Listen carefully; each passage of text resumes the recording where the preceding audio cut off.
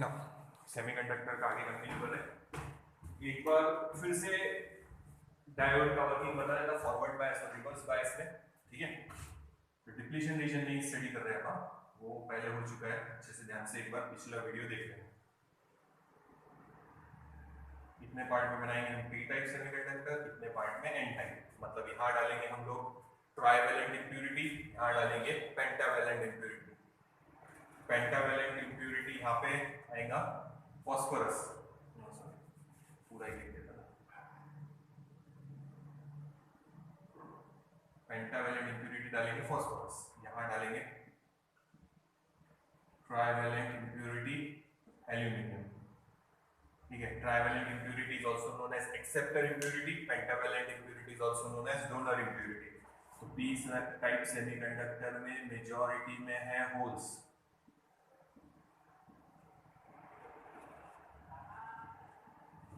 और माइनॉरिटी में कुछ इलेक्ट्रॉन्स। वो मेजॉरिटी और माइनॉरिटी में कैसे है वो समझाया पहले।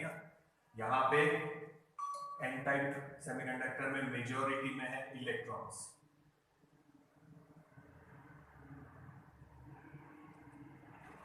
और माइनॉरिटी में है कुछ होल्स। नाउ जैसे ही आप एक ही जैसे ही आप एक ही सेमीकंडक्टर में डोपिंग करेंगे, हाफ पार्ट में इधर एन टाइप सेमीकंडक्टर बनाएंगे, इधर पी टाइप। ठीक है, तो ये इलेक्ट्रॉन फ्री है मूव होने के लिए, इधर आ जाएंगे क्रॉस, मतलब ये कोई बाउंड्री नहीं है, एक ही क्रिस्टल से बताया आधे पार्ट में हमने क्या डोपिंग किया और आधे पार्ट में क्या। तो ये इलेक्ट्रॉन पूरे क्रिस्टल में कहीं पे भी घूम सकते हैं। ये इलेक्ट्रॉन यहाँ आ गया, ये इलेक्ट्रॉन यहाँ आ गया, ये इलेक्ट्रॉन यहाँ आ गया, गोल्ड के साथ कंबाइन हो गए समझो। तो ये न्यूट्रल था पहले, अब इधर नेगेटिव चार्ज ज्यादा हो गए, इसीलिए ये बन गया नेगेटिव। इलेक्ट्रॉन चले गए यहां से, तो यहाँ पे आ गए पॉजिटिव चार्ज। तो ये नेगेटिव, ये पॉजिटिव, तो यहाँ तैयार हो गया एक पोटेंशियल बैरियर, इसको हम बोलेंगे पोटेंशियल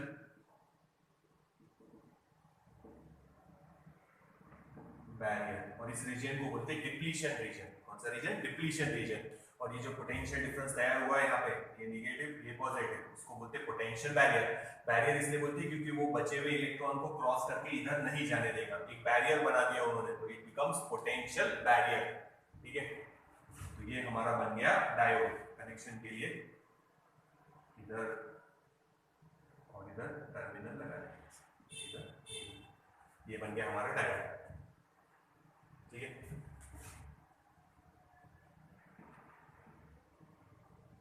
तो याद रखना ये डॉट मतलब हम लोग दिखा रहे हैं इलेक्ट्रॉन। ठीक है, और ये सर्कल मतलब हम लोग बोल रहे डिफिशियंसी ऑफ इलेक्ट्रॉन यानी होल, जिस पे कौन सा चार्ज है पॉजिटिव। अब इसको कनेक्ट करेंगे सबसे पहले फॉरवर्ड बायस में।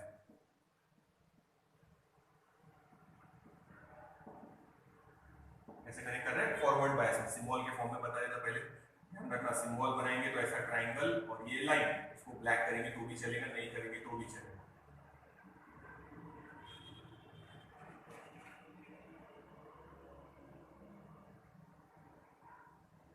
ठीक है, ये बन गया, ये सिंबल बन गया इसका, ये पी टाइप और ये एन टाइप। तो ये ट्राइंगल को पी लिखना और ये लाइन को एन, उल्टा नहीं करना। पी एन जंक्शन हर जगह ऐसा नहीं बनाएंगे आप, जहाँ पे भी अब सिंबल सर्किट में यूज करने का काम आएगा वहां आप ऐसा सिंबल बनाएंगे, P N junction, it is diode. इसको फॉरवर्ड बायस में कैसे कंडक्ट करते हैं वो समझना। चलो बायसिंग देख रहे हैं, फॉरवर्ड बायस में कैसे कनेक्ट करते हैं वो देखना। तो अब हम यहाँ बैटरी लगाने वाले एक्सटर्नल बायसिंग के लिए, ये पॉजिटिव ये नेगेटिव बैटरी का। Positive terminal of the battery is connected to P type of semiconductor. Negative terminal of the battery is connected to N type of semiconductor. Then it is called forward bias. तो अपना diode कौन से बायस में? Forward bias में। तो आप चाहे तो ऐसी डायग्राम बना सकते हैं, इसमें भी बना सकते हैं अपन। देखो ये हमने लगा दिया एक्सटर्नल बैटरी, ये पॉजिटिव नेगेटिव, तो ये है एक्सटर्नल बैटरी, एक्सटर्नल सेल बोलो, बैटरी बोलो। तो ये पोटेंशियल बैरियर, ये एक्सटर्नल सेल। पोटेंशियल बैरियर की वैल्यू याद होगी, पहले बताया, वो इंपॉर्टेंट है, याद रखना। सिलिकॉन के लिए थी वो वैल्यू 0.6 टू 0.7 वोल्ट, और जर्मेनियम के लिए वो वैल्यू थी 0.3 टू 0.35 वोल्ट। तो जब अगर ये क्रिस्टल पूरा आपने सिलिकॉन से बनाया है और उसमें डोपिंग किया है, तो पोटेंशियल बैरियर अप्रोक्सीमेटली रहेगा 0.6 टू 0.7 वोल्ट के बीच में। यानी यहाँ जो पोटेंशियल बैरियर तैयार हुआ, इलेक्ट्रिक फील्ड तैयार हुई है, वो इलेक्ट्रिक फील्ड फर्दर इलेक्ट्रॉन के मोशन को अपोज करेंगे। ये इधर वाले इलेक्ट्रॉन्स को उधर दूसरी तरफ नहीं जाने देंगे, उनको यहीं घूमना है बस एक ही जगह में। ये उस पोटेंशियल बैरियर को क्रॉस करके, यानी उस इलेक्ट्रिक फील्ड को क्रॉस करके अभी इधर नहीं आ सकते, उनके पास उतनी एनर्जी नहीं है, इसीलिए वर्ड डाला है barrier, it is potential barrier. तो वो सिलिकॉन में रहेगा 0.6 से 0.7 वोल्ट, और अगर ये जर्मेनियम का बना होता तो 0.3 से 0.35 वोल्ट के बीच में।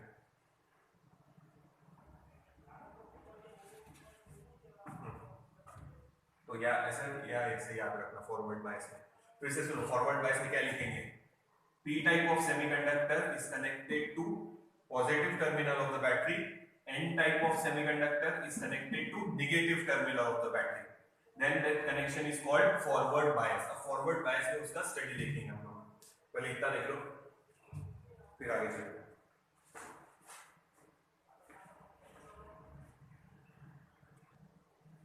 तो ये हो गई प्रॉपर बायसिंग। अब इसको बोलते हैं फॉरवर्ड बायस। कनेक्ट किया हमने, फॉरवर्ड बायस याद रखो।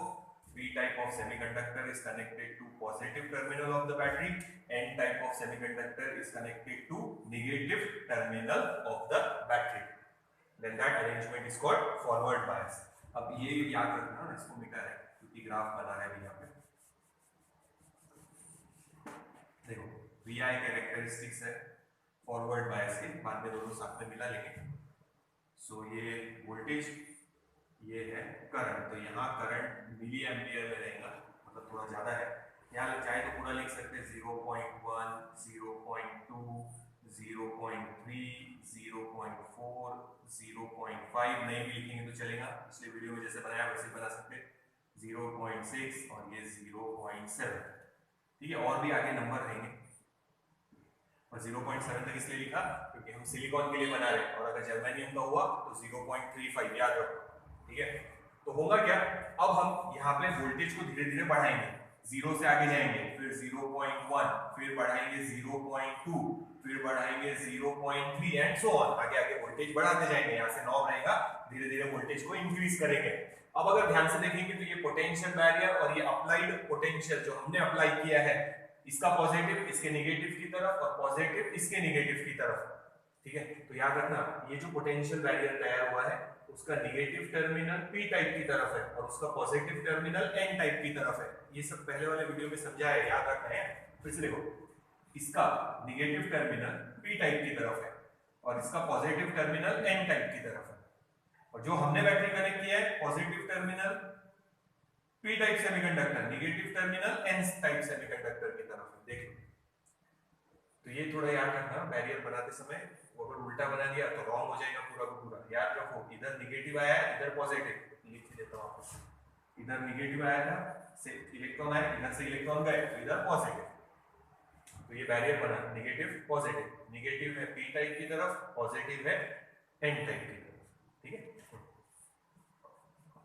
ये दोनों बैटरी जो है एक दूसरे को अपोज कर रहे हैं, ठीक है। अब जैसे जैसे हम लोग वोल्टेज बढ़ाएंगे, कुछ इलेक्ट्रॉन को एनर्जी मिलती रहेगी और वो क्रॉस होते रहेंगे, पर जब तक हम लोग 0.7 तक नहीं पहुंचते तब तक करंट बहुत ही कम रहेगा। फिर जैसे ही हम लोग 0.7 यानी ये वोल्टेज सिलिकॉन के लिए, मान लो ये हम बना रहे फॉरवर्ड बायस ग्राफ, ये लिखा ही हमने यहाँ पे फॉरवर्ड बायस ऊपर, यहाँ लिख लेते सिलिकॉन के लिए।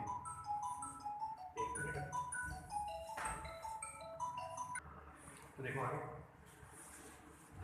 तो जैसे जैसे आप 0.1, 0.2, 0.3 ये वोल्टेज आगे आगे बढ़ाते जाएंगे, करंट फ्लो होगा मगर बहुत ही कम। पर जैसे ही आप 0.7 तक पहुंच गए, यानी आपने इसको बैलेंस कर लिया, अब आपके इलेक्ट्रॉन के पास इतनी एनर्जी है कि सारे इलेक्ट्रॉन इस पोटेंशियल को क्रॉस करके उधर जा सकेंगे, बैरियर को क्रॉस करके दूसरी तरफ जा सकेंगे। तो अब करंट शार्पली इंक्रीज होगा, ये ऐसे ये ग्राफ ऐसे आएगा ना, ठीक है, एक बार ये हटा देख, ये ग्राफ ऐसे, तो यहां तक बहुत ही कम, पर जैसे 0.7 पे पहुंचेंगे करंट शार्पली क्या होगा, इंक्रीज। अब थोड़ा भी वोल्टेज बढ़ाएंगे तो करंट विल शार्पली इंक्रीज।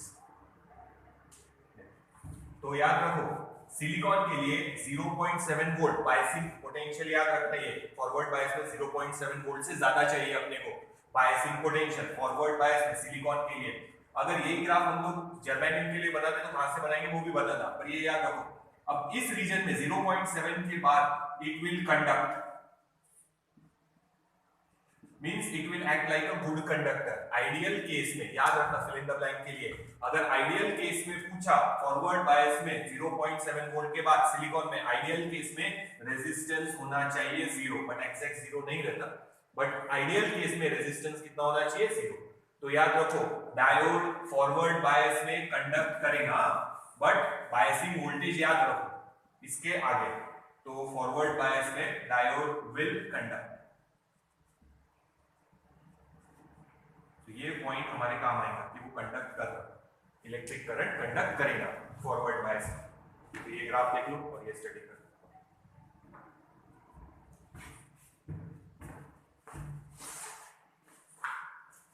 एक और बता देता, जर्मेनियम के लिए भी देख लेते, ये मिटा रहा,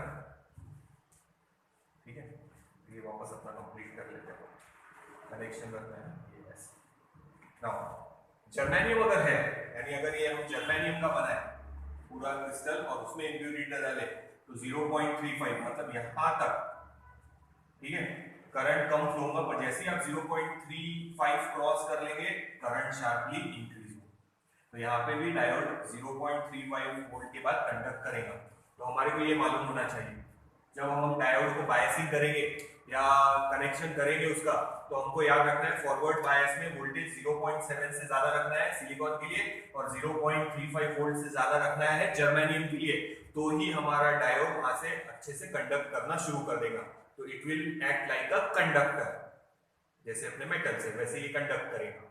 आइडियल केस में याद रखना, आइडियल केस का फिर से एक बार बात में बताऊंगा, आइडियल केस में फॉरवर्ड बायस का रेजिस्टेंस 0 होना चाहिए, पर एक्चुअल में नहीं रहता, आइडियल केस मिल लेने वाली, पर फिल इन द ब्लैंक के लिए याद रखना आइडियल केस में फॉरवर्ड बायस में रेजिस्टेंस कितना होना चाहिए, 0, यानी वो कंडक्ट कर रहा भी यहाँ पे, ठीक है। देखो तो ये हो गया, हमने जर्मेनियम के लिए भी बना दिया, तो ये हमने देख लिया फॉरवर्ड बायस में, और ये फॉरवर्ड बायस का ग्राफ हो गया। अभी जो बनाया है वो जर्मेनियम के लिए है, 0.7 से जो आगे इंक्रीज किया था वो सिलिकॉन के लिए था, तो इतना नोट डाउन करो। फिर अब चलते रिवर्स बायस में, तो ये मिटा दे और रिवर्स बायस का देखते फिर। तो याद रखो फॉरवर्ड बायस में डायोड कंडक्ट करेगा, it will conduct, but after biasing voltage, silicon है तो 0.7 से ज्यादा रखना इसका वोल्टेज, और अगर जर्मेनियम है तो 0.35 वोल्ट से ज्यादा रखना, तो वो कंडक्ट करेगा, इट विल कंडक्ट। और ये याद रखो आइडियल केस में फॉरवर्ड बायस में रेजिस्टेंस कितना होना चाहिए, 0, फिल इन द ब्लैंक में आया तो याद रखना, फॉरवर्ड बायस में आइडियल केस में रेजिस्टेंस कितना होना चाहिए, 0, क्योंकि वो क्या कर रहा, कंडक्ट। देखो तो ये मीटर है। फिर देखते रिवर्स बायस। अच्छा, फॉरवर्ड बायस में एक और चीज याद रखना कि जब हम यहाँ बैटरी लगाएंगे तो वो इस बैटरी को अपोज कर रही है, यानी पोटेंशियल बैरियर को अपोज कर रही है, तो हम ऐसा बोल सकते हैं कि इसकी विड्थ कम होगी, यानी पहले हम लोगों ने विड्थ यहाँ तक बनाया है, तो फिर आप लोगों को विड्थ यहाँ तक बनानी है फॉरवर्ड बायस में, तो हमने तो पहले वैसे ही रखा था, पर याद रखना विड्थ डिक्रीज होगी क्योंकि उसको अपोज कर रहे हैं अपन, ठीक है, इसीलिए इसकी जो विड्थ है वो डिक्रीज होगी, यानी बैरियर पोटेंशियल कम होते जाएगा और 0.7 के बाद कंडक्ट करना शुरू कर देगा। तो याद रखो फिल इन द ब्लैंक में आया तो फॉरवर्ड बायस में the width of the depletion layer decreases, reverse bias में इंक्रीज होती है, इसके पहले बताया है, अभी फिर से बता ही देंगे, पर याद रखो फॉरवर्ड बायस में ये जो विड्थ है वो डिक्रीज होगी। अगर कंपैरिजन में बनाना है तो ये बनाया है समझो हमने सादा डायोड, अब इसके बाद इसको फॉरवर्ड बायस में बताना है तो विड्थ इससे थोड़ी कम बताएंगे क्योंकि हमने जो सेल अप्लाई किया है वो इसको अपोज करेगा, तो डिप्लीशन लेयर की विड्थ डिक्रीज होगी। अब हम देखेंगे रिवर्स बायस।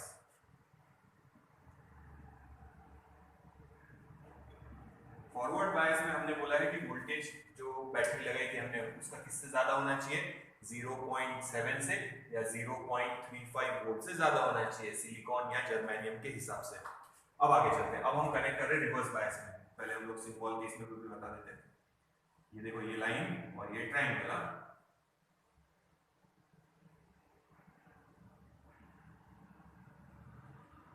तो ऐसा सिंबल बनाना डायोड का सर्किट में जब बनाएंगे, ठीक है। ये है P, ये है N। अब इसको कनेक्ट करेंगे हम लोग बैटरी को कनेक्ट करने वाले। तो बैटरी को कैसे कनेक्ट करेंगे, देखो रिवर्स बायस में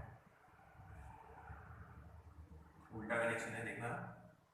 negative terminal of the battery is connected to P type of semiconductor and positive terminal of external battery is connected to N type of semiconductor, then that bias is called reverse bias, that biasing is called reverse bias। तो यहाँ पे भी वैसे ही connect करते हैं।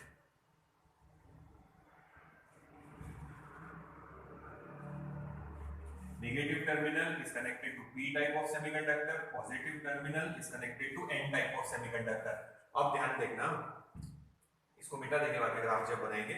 अब हम ध्यान से अगर देखेंगे तो ये नेगेटिव, इसका पॉजिटिव, यानी दोनों बैटरी एक दूसरे को असिस्ट कर रहे हैं। अब होगा क्या, ध्यान से सुनना। इधर आ गया पॉजिटिव, इधर आ गया नेगेटिव, ये इलेक्ट्रॉन सारे उधर की तरफ जमा हो जाएंगे, पॉजिटिव की तरफ अट्रैक्ट होंगे, इसीलिए उधर शिफ्ट कर रहे हैं सबको।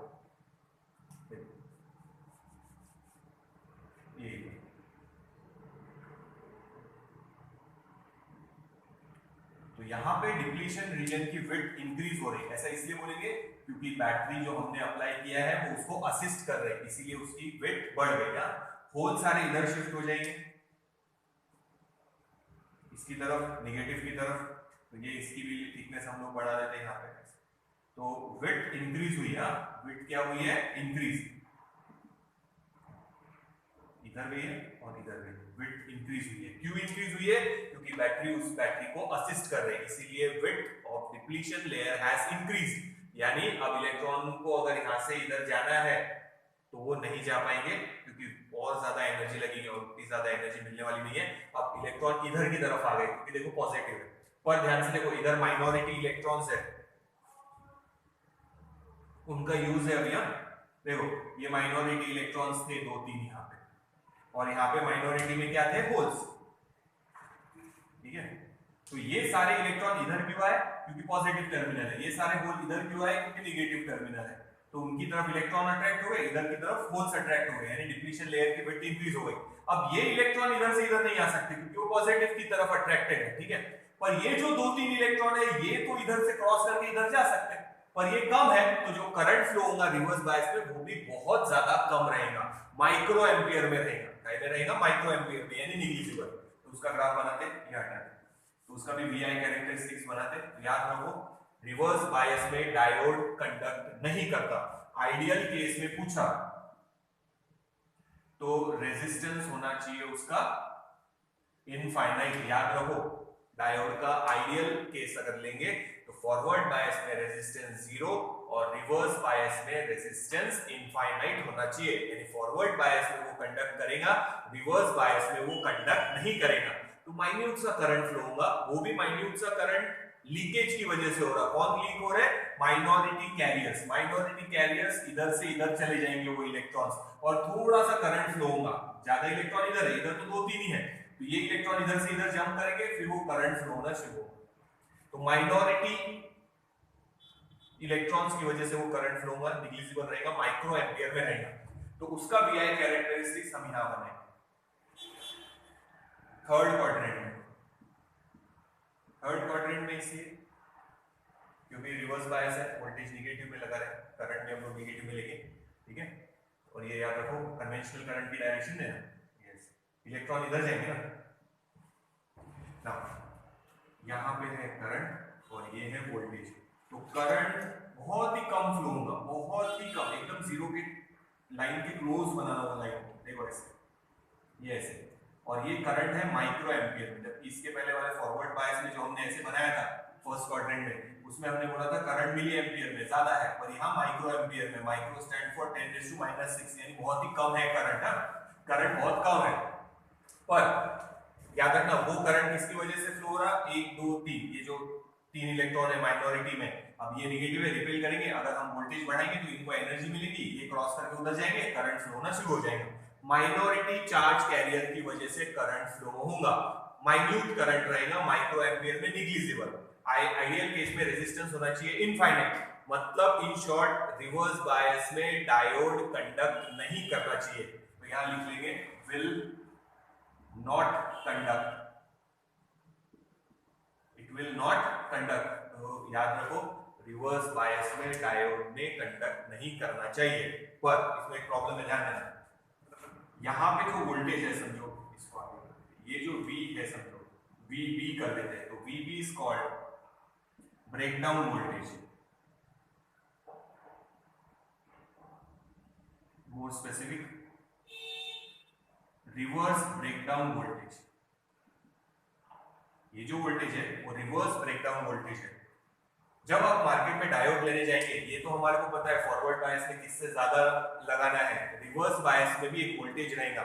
मान लो मैं दुकान पे गया और मेरे को बोला कि मेरे को एक डायोड चाहिए, तो वो पूछेगा ब्रेकडाउन वोल्टेज कितना चाहिए, रिवर्स ब्रेकडाउन वोल्टेज, या नंबर रहते हैं उनके अलग अलग, नंबर बताओ तो वोल्टेज फिक्स रहता हो। मान लो मेरे को रिवर्स ब्रेकडाउन वोल्टेज 6 वोल्ट चाहिए, तो मैं 6 वोल्ट फॉरवर्ड बायस में लगाऊंगा तो बहुत ही बढ़िया है, करंट फ्लो होगा। पर अगर मैंने रिवर्स में 6 वोल्ट से ज्यादा लगा दिया उसमें, तो 6 वोल्ट से ज्यादा लगा दिया तो करंट शार्पली इंक्रीज होगा। और ये ब्रेकडाउन वोल्टेज है समझो, जो मैंने VB लिखा है या VO से डिनोट कर सकते हैं, रिवर्स ब्रेकडाउन वोल्टेज। इस वोल्टेज के अगर आगे उसका वोल्टेज, इस बैटरी का वोल्टेज आपने बढ़ा दिया, तो जैसे मैंने मार्केट से लाया, उन्होंने बोला रिवर्स ब्रेकडाउन वोल्टेज 6 वोल्ट है, तो हमारे को ये जो बैटरी का वोल्टेज है रिवर्स बायस में वो 6 वोल्ट के अंदर रखना पड़ेगा। 5.5, 5.6, 5.7, 5.8, 5.9, जैसे ही आप 6 पहुंचेंगे क्या होगा शुरू में बताना, एवलांच शुरू होगा। जैसे आइस, जब पहाड़ों पे बर्फ जमा होते रहती, बर्फ गिर रही और बर्फ जमा हो गई वहां पे, तो एक लेयर बन जाती है। कुछ इसमें क्या होता है, कभी कभी थोड़ी सी लेयर स्लाइड होना शुरू हो जाती, तो शुरू में थोड़ा सा ही मटेरियल रहता, वो स्लाइड होना शुरू होता, पर जैसे जैसे वो नीचे स्लाइड होता, फ्रिक्शन की वजह से और ज्यादा मटेरियल उसमें ऐड होते जाता, तो जब तक वो नीचे पहुंचेगा माउंटेन के एकदम, तब तक इतना ज्यादा मटेरियल हो जाता। सुना होगा ना आप लोगों ने एवलांच, आइस जो एरियाज है जहां माउंटेन पे आइस जमा होती, वहां पे एवलांच होते, कि बहुत बार न्यूज में सुना होगा एवलांच की वजह से वो रास्ता बंद हो गया, तो एवलांच आता है। तो होता क्या है, जब एवलांच शुरू होता तो थोड़ी सी बर्फ नीचे स्लाइड करना शुरू करती स्लोप पे, पर जैसे जैसे वो नीचे जाती उसमें नंबर ऑफ पार्टिकल्स यानी मटेरियल ऐड होते जाते हैं, तो उसकी साइज क्या होती जाती है, इंक्रीज। तो यहाँ पे भी वैसे ही होगा। अभी फिलहाल हम जैसे जैसे वोल्टेज बढ़ाएंगे, तो हम जैसे ही ब्रेकडाउन वोल्टेज के आगे चले गए, रिवर्स ब्रेकडाउन वोल्टेज के आगे, तो हीट जनरेट होना शुरू हो जाएगी। हीट जनरेट होंगी तो 3 नहीं और ज्यादा इलेक्ट्रॉन फ्री होंगे हीट की वजह से। पहले बताया कि अगर सेमीकंडक्टर में टेम्परेचर बढ़ाया तो रेजिस्टेंस कम होगा। रेजिस्टेंस कम क्यों होगा, क्योंकि इलेक्ट्रॉन्स फ्री होंगे हीट की वजह से। अब यहाँ 3 की जगह 6-7 इलेक्ट्रॉन फ्री हो गए, अब करंट बढ़ गया, और ज्यादा वोल्टेज बढ़ाएंगे, और ज्यादा टेम्परेचर बढ़ेगा, और ज्यादा इलेक्ट्रॉन फ्री होंगे, एवलांच शुरू हो गया। और इस एवलांच की वजह से इस हाई वोल्टेज और हाई करंट जो बाद में फ्लो होना शुरू हो जाएगा, उसकी वजह से हमारा ये जो डिप्लीशन लेयर है वो डैमेज हो जाएगा। एक बार हमारा डिप्लीशन लेयर यानी ये वोल्टेज डैमेज हो गया तो डायोड डैमेज हो गया, diode will not work properly now, वो हमारे काम से गया, डायोड खराब हो गया। तो याद रखो, डायोड अगर आप फॉरवर्ड बायस में यूज कर रहे हैं तो आपको वोल्टेज 0.7 या 0.35 वोल्ट से ज्यादा रखना पड़ेगा फॉरवर्ड बायस में। बट अगर आप रिवर्स बायस में उसको ऑपरेट करना चाह रहे हैं, सादे डायोड ये सिंपल डायोड ले रहे हैं, तो ब्रेकडाउन वोल्टेज के इधर ही ऑपरेट करना पड़ेगा। अगर आपने ब्रेकडाउन वोल्टेज जो दिया है उसको क्रॉस कर लिया, उसको क्रॉस कर लिया आपने जो भी वोल्टेज दिया है, तो एवलांच शुरू हो जाएगा, हीट जनरेट होगी, जिससे एवलांच शुरू हो जाएगा, बहुत ज्यादा करंट फ्लो होगा, रिवर्स करंट फ्लो होगा, और उसकी वजह से करंट शार्पली इंक्रीज होगा और हमारा ये डिप्लीशन लेयर डैमेज मतलब हमारा डायोड डैमेज। डिप्लीशन लेयर की वजह से उसका वर्किंग है। तो याद रखना, फॉरवर्ड बायस में वो कंडक्ट करेगा, रिवर्स बायस में कंडक्ट नहीं करेगा। पर रिवर्स बायस में उसको जब आप ऑपरेट करेंगे तो आपको रखना है breakdown voltage, reverse breakdown voltage से कम, और करंट माइक्रो एम्पियर में है मतलब निग्लिजिबल है। पर आपने अगर रिवर्स ब्रेकडाउन वोल्टेज को क्रॉस कर लिया तो एवलांच शुरू हो जाएगा, बहुत ज्यादा करंट फ्लो होगा, शार्पली करंट क्या हो गया देखो इंक्रीज, और हमारा डायोड का डिप्लीशन लेयर डैमेज, मतलब डायोड डैमेज। अब वो डायोड हमारे काम से गया। तो जब आप सर्किट में उसको कनेक्ट कर रहे हैं तो आपको उसका रिवर्स ब्रेकडाउन वोल्टेज पता होना चाहिए। अगर आपने गलती से उसको रिवर्स ब्रेकडाउन वोल्टेज से ज्यादा वोल्टेज लगा दिया तो वो डायोड डैमेज हो गया, सब कोई काम का नहीं बचा फिर वो डायोड, सिंपल वाला डायोड, सादा वाला डायोड, ठीक है। तो अब ये हो गया हमारा रिवर्स बायस। तो दोनों का ग्राफ एक साथ में बना लेते, फिर इसको एप्लीकेशन देखेंगे कि सादे डायोड का ये जो वर्किंग है कि वो फॉरवर्ड बायस में कंडक्ट करता, रिवर्स बायस में कंडक्ट नहीं करता। This can be used as a rectifier. Rectifier क्या होता वो देखते हैं उसके बाद, तो इतना नोट डाउन कर लो पहले। तो फॉरवर्ड और रिवर्स बायस का ग्राफ एक साथ में बना रहे हैं हम लोग। तो देखो ग्राफ बना रहे हैं रिवर्स बायस और फॉरवर्ड बायस का एक साथ, तो एक साथ में भी ग्राफ बनाने के लिए आ सकता हूँ।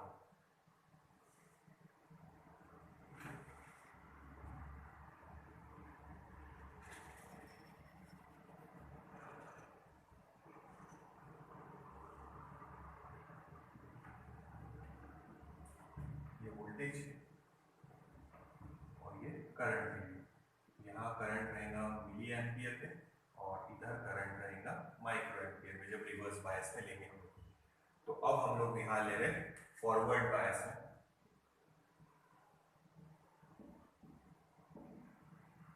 और यहाँ हम लोग ले रहे हैं रिवर्स बायस में,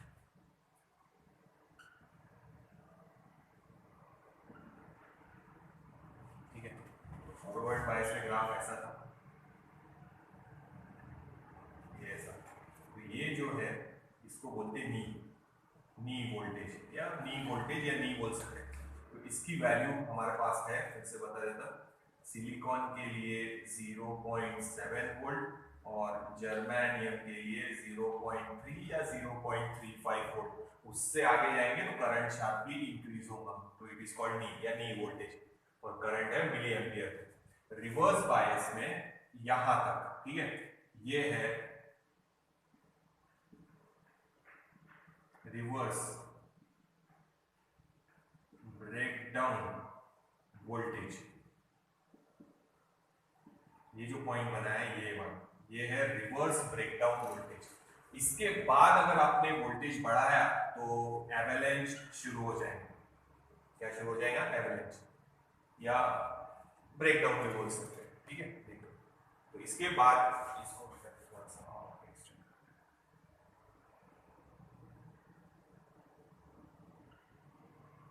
ये हमारा रिवर्स बायस। तो इसके बाद breakdown voltage, reverse breakdown voltage को आपने क्रॉस कर लिया तो हमारा डायोड डैमेज हो जाएगा, ये याद रखना। तो यहां से रिवर्स ब्रेकडाउन वोल्टेज के बाद ये जीनर ब्रेकडाउन, जीनर का ठीक है बाद में लेंगे उसको, अगले इसमें है वो। तो जीनर डायोड का अगले इसमें है 12th में, तो वही लिखेंगे बाद में।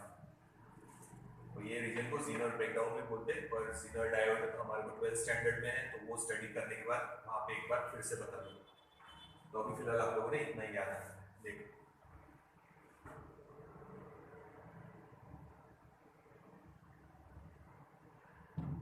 ठीक है, तो ये हो गया। आइडियल केस में कैसा रहेगा देखो,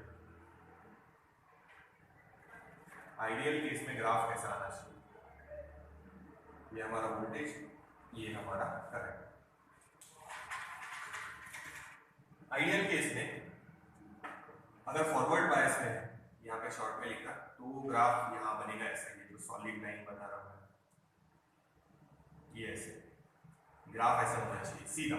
जबकि यहाँ ऐसे है तो यहाँ ऐसा सीधा है, मतलब रेजिस्टेंस कितना है? 0। तो थोड़ा भी वोल्टेज नहीं है तो भी करंट फ्लो हो रहा है, वोल्टेज इंक्रीज करेंगे तो करंट और ज्यादा इंक्रीज होगा। आइडियल केस में रेजिस्टेंस कितना है? 0, तो वोल्टेज 0 में भी करंट फ्लो हो रहा है, ठीक है। और रिवर्स बायस में ये ग्राफ ऐसा बनेगा, ऐसी स्ट्रेट लाइन ग्राफ बनाना पड़ेगा, क्योंकि वोल्टेज बढ़ेगा मगर करंट नहीं, बिकॉज रिवर्स बायस में रेजिस्टेंस की वैल्यू क्या रहेगी? इनफाइनाइट, इसीलिए वोल्टेज बढ़ा रहे पर करंट नहीं बढ़ रहा। तो आइडियल केस में ऐसा ग्राफ होना चाहिए, ये फॉरवर्ड बायस का ग्राफ जो सॉलिड बनाया रॉड जैसा, देखो ये क्योंकि रेजिस्टेंस जीरो है। और रिवर्स बायस में ये ग्राफ रहेगा, करंट फ्लो ही नहीं होगा क्योंकि रेजिस्टेंस क्या रहेगा आइडियल केस में इनफाइनाइट। तो ये आइडियल केस का ग्राफ होगा और एक्चुअल ग्राफ ऐसा मिलेगा हमको। यहाँ जीनर ब्रेकडाउन है पर जीनर डायोड हमारा हुआ ही नहीं है अभी, तो वो हम लोग बाद में देखेंगे जब जीनर डायोड पढ़ाऊंगा 12th स्टैंडर्ड में तब। तो ये भी फिलहाल इतना याद रखो। इसके बाद एवेलेंच शुरू हो जाएगा, एवेलेंच शुरू हो गया इसके बाद। और इसके बाद जो सादा डायोड हम लोगों ने स्टडी किया है अभी तक वो डैमेज हो जाएगा, पर जो जीनर डायोड बाद में हम स्टडी करने वाले हैं वो डैमेज नहीं होता, तो उसका वर्किंग हम लोग बाद में देखेंगे। और सादा डायोड को अगर आप रिवर्स ब्रेकडाउन वोल्टेज से आगे ले गए तो वो डैमेज हो जाएगा क्योंकि एवेलेंच शुरू हो जाएगा, याद रखना। और यहाँ पे नी वोल्टेज के आगे फॉरवर्ड बायस में वो कंडक्ट करेगा। तो बायसिंग के टाइम याद रखो फॉरवर्ड बायस का वोल्टेज इससे ज्यादा रखो या इससे ज्यादा रखो मटेरियल के हिसाब से, और रिवर्स वोल्टेज इससे कम रखो, नहीं तो हमारा सादा डायोड डैमेज हो जाएगा। देखो और आइडियल केस में ये ग्राफ ये, तो आइडियल केस में फॉरवर्ड बायस में ऐसा ग्राफ आना चाहिए स्ट्रेट लाइन, जो ऐसा गया है उसकी जगह यहाँ आना चाहिए वो ग्राफ, इसकी जगह स्ट्रेट लाइन ऐसे, क्योंकि रेजिस्टेंस जीरो है। और ये जो ग्राफ ऐसे गया है वो डायरेक्ट इस लाइन पे आएगा। क्यों इस लाइन पे आएगा? क्योंकि करंट फ्लो ही नहीं होगा, वोल्टेज इंक्रीज हो रहा है, करंट चेंज नहीं होगा, तो क्योंकि रेजिस्टेंस इनफाइनाइट है। तो ये जो ग्राफ यहाँ से इंक्रीज हुआ है वो यहाँ से सीधा ऐसा बढ़ेगा आइडियल केस में रेजिस्टेंस जीरो। और रिवर्स बायस में आइडियल केस में रेजिस्टेंस इनफाइनाइट, तो ये ग्राफ ऐसे आएगा, जो यहाँ से गया है थोड़ा सा करंट फ्लो हो रहा वो भी नहीं होगा, डायरेक्ट यहाँ से। और ये जो करंट फ्लो हो रहा है याद रखना ये माइक्रो एम्पियर में है और ये माइनॉरिटी चार्ज कैरियर की वजह से। देख लो इतना, फिर आगे चलो।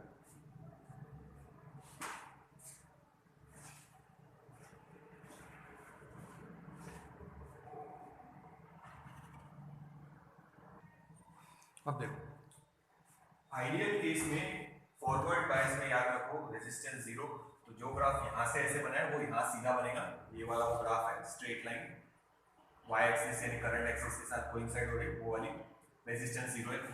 और अगर रिवर्स बायस में है तो जो ग्राफ हमने इधर ऐसे बनाया था वो डायरेक्ट इस एक्स एक्सिस के साथ कोइंसाइड होगा और रेजिस्टेंस इनफाइनाइट है, मतलब करंट फ्लो नहीं होगा। पर आइडियल केस मिलने नहीं वाली, पर आइडियल केस याद रखो फॉरवर्ड बायस में डायोड कंडक्ट करेगा, रिवर्स बायस में कंडक्ट नहीं करेगा। तो फॉरवर्ड बायस में वो करेगा कंडक्ट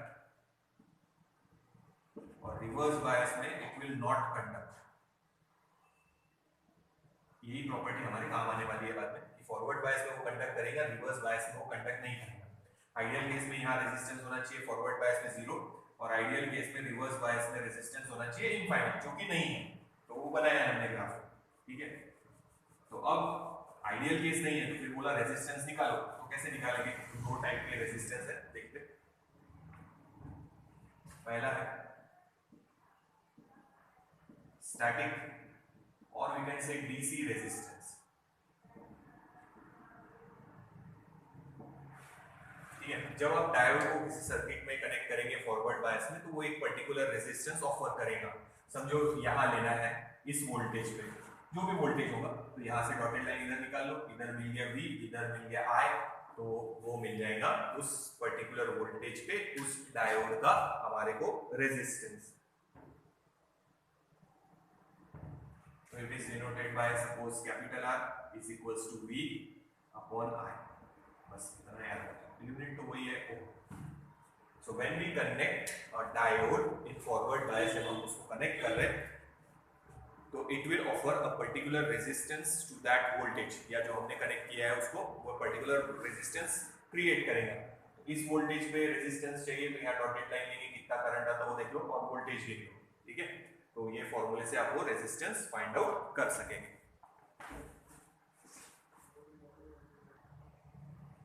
तो ये याद रखना स्टैटिक डीसी रेजिस्टेंस।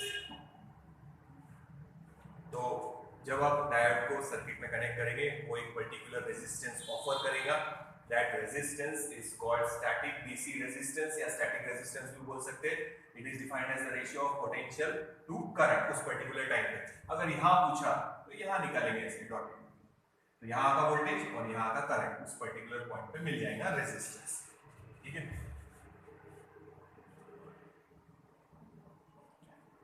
फिर उसके बाद अगर पूछा second dynamic, AC resistance.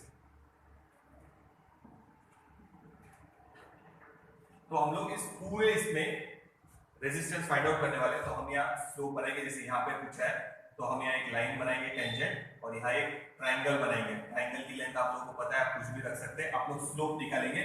Slope का फॉर्मूला क्या करें? स्लोप का फॉर्मूला y कोऑर्डिनेट यानी change in current upon x coordinate. Triangle बड़ा बना लो, ट्रायंगल में कोई फर्क नहीं पड़ता, कितना भी बड़ा बना सकते हैं। ये ऐसे यहाँ का वोल्टेज और यहाँ का करंट। तो स्लोप का फॉर्मूला है y कोऑर्डिनेट और x कोऑर्डिनेट पे वोल्टेज। तो हमारे को रेजिस्टेंस निकालना है, इसको स्मॉल r से डिनोट करते हैं। रेजिस्टेंस इज डिफाइंड एज यहाँ पे चेंज इन वोल्टेज। अब ये देखो एसी बोला है ना, डायनामिक एसी रेजिस्टेंस यानी वोल्टेज जो चेंज हो रहा है, चेंजिंग इसमें रेजिस्टेंस निकालना है। Change in voltage upon change in current. तो इससे रिवर्स है, तो अपन ऐसा बोल सकते हैं 1 अपॉन स्लोप। तो ये जो हमारा ग्राफ है इसका स्लोप निकालो और उसका रेसिप्रोकल ले लो। तो रेसिप्रोकल लेंगे तो v अपॉन i मिलेगा, मतलब क्या मिल जाएगा? डायनामिक एसी रेजिस्टेंस उस पर्टिकुलर पूरे ग्राफ में। तो ये पॉइंट पे अगर जैसे ये पॉइंट पे हमने टेंजेंट बना लिया तो ये डायनामिक एसी रेजिस्टेंस हो गया। और अगर स्टैटिक निकालना है तो यहां से सीधी लाइन बनाएंगे, यहां से सीधी लाइन बनेंगे, यहां का v और यहां का i गिनेंगे, काम खत्म। तो ये थोड़ा सा याद, तो ये पॉइंट पे अगर स्टैटिक पूछा है तो सिर्फ v देखना और i देखना, और अगर डायनामिक पूछा है तो वहां टेंजेंट बना के ट्रायंगल बनाएंगे, change in voltage, change in current, ये फॉर्मूला या स्लोप निकाल रहे हैं तो 1 अपॉन स्लोप। तो याद रखना dynamic AC resistance is defined as reciprocal of the slope. ये देख लेंगे एक बार, यूनिट ओम में रहेगा। ये स्टैटिक डीसी रेजिस्टेंस ग्राफ पर से निकालना है इस पॉइंट का। बोल रहा फिर से यहाँ से डॉटेड लाइन, यहाँ से डॉटेड लाइन, यहाँ का वोल्टेज और यहाँ का करंट ले लिए, उसमें वैल्यू डाल देंगे तो स्टैटिक रेजिस्टेंस मिल जाएगा उस पर्टिकुलर पॉइंट पे। और डायनामिक रेजिस्टेंस चाहिए वहां पे तो change in voltage upon change in current, या स्लोप निकालेंगे तो रिवर्स करना है तो 1 अपॉन स्लोप, ऐसे कर सकते। देखिए तो ये आपको पूरा देखना होगा तो 11th की टेक्स्ट बुक में देखने को मिल जाएगा। तो ये हमारा 11th का कंप्लीट हो गया। उसमें आगे एप्लीकेशंस दिए हैं, पर वो एप्लीकेशन सब का डिटेल में स्टडी 12th स्टैंडर्ड में, तो एप्लीकेशन का वो एक एक लाइन पढ़ने में अभी कोई मतलब नहीं है। तो 11th का यहाँ तक आप लोग देख सकते हैं, या खुद नोट्स बनाओ। इसके बाद उसकी एप्लीकेशन है, एप्लीकेशन अपन 12th स्टैंडर्ड में ले ही रहे, जैसे एलईडी है, सोलर सेल है, जीनर डायोड है, तो वो सब हमारे को 12th स्टैंडर्ड में। तो ये ऑलमोस्ट 11th वाला क्वेश्चन हमारा कंप्लीट हो चुका है।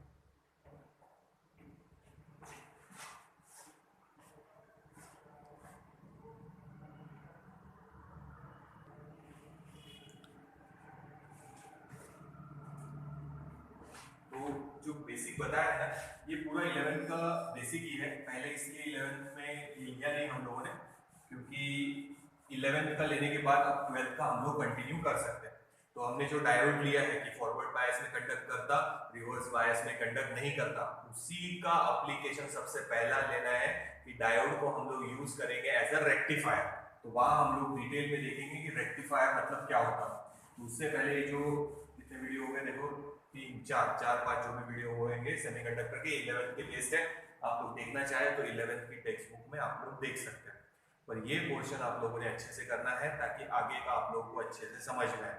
इलेक्ट्रॉनिक्स वालों का या कंप्यूटर वालों का, मे बी इलेक्ट्रॉनिक्स वालों का तो हुआ ही है, वो भी 11th में, तो उनके स्टार्टिंग में ही चैप्टर्स थे सेमीकंडक्टर, ये तो उनका डिटेल में हो चुका है, अपने से ज़्यादा ही डिटेल में हुआ होगा, पर फिर भी अपन पूरा समझने की कोशिश की है। डिप्लीशन रीजन क्या होता, पोटेंशियल बैरियर क्या है, फॉरवर्ड बायस में कैसे वर्क करेगा, रिवर्स बायस में कैसे वर्क करेगा, फॉरवर्ड बायस में कंडक्ट करेगा, रिवर्स बायस में कंडक्ट नहीं करेगा, ये सब आप लोग अच्छे से देख के रखो, फिर हम लोग अब 12th के पोर्शन पे आगे जा सकेंगे। और ये कॉम्पिटिटिव के हिसाब से भी बहुत ज़्यादा इंपॉर्टेंट चैप्टर है, याद रखो। और इसमें जो मैं पढ़ा रहा था आप लोगों को, बस उतना ही मेरे को पढ़ाना है, एक्स्ट्रा कुछ ज़्यादा लिखाने की ज़रूरत नहीं है। तो मैं आप लोगों को डायरेक्ट शीट दे दूंगा कि आप लोग सॉल्व करो। और सेमीकंडक्टर इंपॉर्टेंट चैप्टर है, याद रखो। तो 11th प्लस 12th मिला के वो एक चैप्टर बनेगा सेमीकंडक्टर, ठीक है। 12th का इसके नेक्स्ट वीडियो में हम लोग शुरू करेंगे, पर हम लोग कंटिन्यूएशन नहीं लेंगे। जो भी ये नंबर खत्म हुआ होगा उसके आगे का ही नंबर वहाँ पे डालूंगा, ताकि हम लोग कंटिन्यूएशन में जो सेमीकंडक्टर है वो लास्ट तक खत्म करेंगे। पर आप लोगों ने अभी तक का जो हुआ है वो देखना है तो 11th की टेक्स्ट बुक में देख सकते हैं आप लोग। 11th की टेक्स्ट बुक में लास्ट पार्ट छूटा है एप्लीकेशन, ठीक है। एडवांटेजेस देखते अभी मैं बता देता आप लोगों को एक बार, वो एक बार आप लोगों ने देख लेना, पर एप्लीकेशन छोड़ देना। एप्लीकेशन 12th स्टैंडर्ड में है तो वहाँ हम लोग को स्टडी करनी है, तो अभी लेके एक एक लाइन लेके कोई मतलब नहीं। तो नेक्स्ट वीडियो में हम लोग 12th का पोर्शन शुरू करने वाले हैं।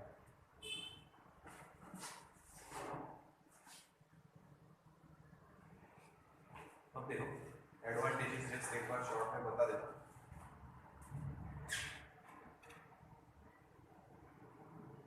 आप लोगों ने टेक्स्ट बुक में पढ़ लेना है। एडवांटेज पहला है दे कैन बी कंट्रोल्ड, यानी मैंने बताया डोपिंग अपन कंट्रोल कर सकते हैं। ज्यादा डोप करेंगे तो ज्यादा इलेक्ट्रॉन फ्री मिलेंगे, कम डोप करेंगे तो कम इलेक्ट्रॉन फ्री मिलेंगे। तो जो कंडक्टिविटी है वो हम लोग कंट्रोल कर सकते हैं उसकी। Second thing small in size, they are very very small. Resistance जैसे बताया था छोटे छोटे गहूं के दाने जैसे, वैसे ही डायोड भी ज्यादा बड़े नहीं रहते, उतनी साइज के रहते, एकदम स्मॉल। यानी अगर एग्जैक्ट बनाओ तो इतने छोटे रहेंगे डायोड, डायोड इतना छोटा रहता है। और अगर अपने आईसी देखेंगे तो आईसी भी यही साइज के रहते हैं, छोटे छोटे, तो स्मॉल इन साइज है। ऑपरेटिंग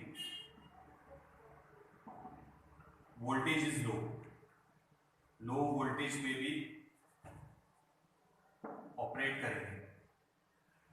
जैसे हमने देखा कि फॉरवर्ड बायस में 0.7 या 0.35 से ज्यादा आप वोल्टेज लगा देंगे तो कंडक्ट करेगा। तो ऑपरेटिंग वोल्टेज लो है। जैसे आप एलईडी देखो, घर में टीवी में होगा या रिमोट में रहता तो उसको क्या 1.5 वोल्ट 3 वोल्ट उतना, या एलईडी को तो एग्जैक्ट 1.5 वोल्ट ही चाहिए।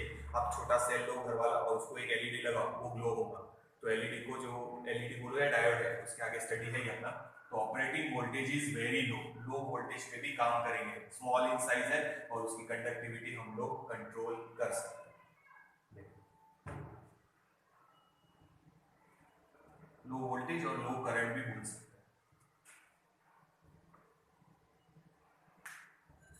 तो आईसी बनाते वो भी याद रखो, आईसी भी सेमीकंडक्टर से बनाते। और फैब्रिकेशन ऑफ आईसी लिख सकते हो कि आईसी बना सकते हैं इससे, fabrication of IC is possible. तो ये हो गए एडवांटेजेस। और ऑपरेशन उसका फास्ट है, ऑपरेशन कैसा है, टाइम कम लेता, फास्ट है एकदम, ऑपरेशन फास्ट है। तो ये हो गया एडवांटेजेस कि हम कंट्रोल कर सकते, कंडक्टिविटी उसकी हमारे रिक्वायरमेंट के हिसाब से। स्मॉल इन साइज है, operating voltage and current are very low, IC fabricate कर सकते एंड ऑपरेशन जो है वो फास्ट है। कुछ डिसएडवांटेजेस भी है, ये तो पहले एडवांटेजेस। तो डिसएडवांटेजेस में सबसे पहला पॉइंट यही ले सकते कि लो वोल्टेज पे ऑपरेट कर सकते, आप उसको हाई वोल्टेज पे ऑपरेट नहीं कर सकते। हाई वोल्टेज पे ऑपरेट नहीं कर सकते, क्यों नहीं कर सकते? हाई वोल्टेज में प्रॉब्लम क्या जाएगी, रिवर्स ब्रेकडाउन वोल्टेज से ज्यादा चले गए तो वो आईसी डैमेज हो सकती या वो डायोड डैमेज हो सकता, पहला पॉइंट। और बाहर अगर कोई रेडिएशन है या टेम्परेचर चेंज हो रहा, टेम्परेचर चेंज हुआ तो resistance of semiconductor also changes. तो ये भी याद रखो, it is affected by the change in temperature, और we can say it is also affected by the radiation. Surrounding में जो रेडिएशन है उससे भी अफेक्ट करेगा। तो रेडिएशन से भी अफेक्ट करेगा, टेम्परेचर चेंज हो रहा है उससे भी उस पर इफेक्ट पड़ेगा। टेम्परेचर अगर चेंज हुआ तो ज्यादा इलेक्ट्रॉन फ्री हो जाएंगे, रेजिस्टेंस अपने आप चेंज हो जाएगा चेंज इन टेम्परेचर की वजह से। इसलिए देखो आप लोग जो लैपटॉप रहते हैं या अपना कंप्यूटर है उसमें फैन लगाए हुए रहते ताकि वो ज्यादा गर्म नहीं हो, ज्यादा गर्म हो गया तो वो डैमेज भी हो सकता। तो टेम्परेचर चेंज हुआ तो उनकी कंडक्टिविटी भी चेंज होगी, रेडिएशन की वजह से भी चेंज होता, और हाई वोल्टेज पे ऑपरेट नहीं कर सकते। मोबाइल को देखो या कंप्यूटर को देखो तो उसमें एडाप्टर लगाया रहता है, 220 वोल्ट डायरेक्ट नहीं जाता उसको कम चाहिए। तो अगर आप लैपटॉप में भी देखेंगे तो 6 वोल्ट की बैटरी है तो उतनी बैटरी उसको चल जाती है। मोबाइल में 6 वोल्ट की 5 वोल्ट की बैटरी है, उससे काम हो जाता। तो वो देखेंगे रेडिएशन का भी इफेक्ट गिरेगा, टेम्परेचर का भी इफेक्ट गिरेगा, और हाई वोल्टेज पे आप उसको ऑपरेट नहीं कर सकते। तो ये डिसएडवांटेजेस याद रखो।